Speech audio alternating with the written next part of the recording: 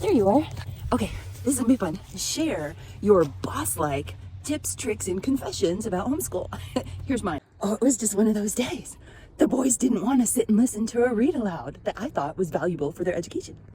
So I changed things up a bit.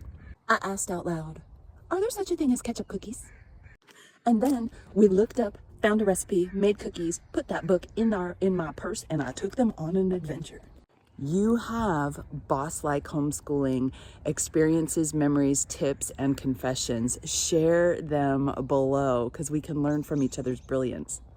My bouncy boys came with me in the car. We went up to a local mountain. We lived in a place called Tehachapi, California at the time.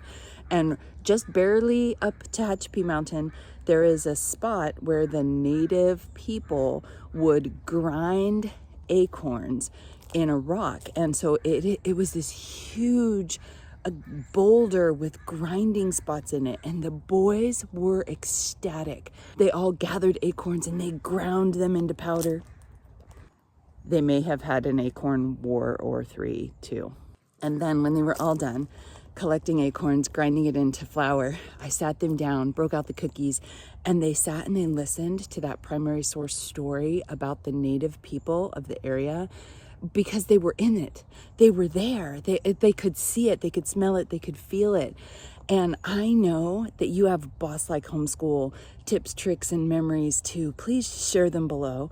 And I want to just give a special thank you to Highfalutin Homeschooler. I got this question from you on your Facebook page and I just loved it. And I can't wait to see what this audience shares as boss moves that we can learn from one another.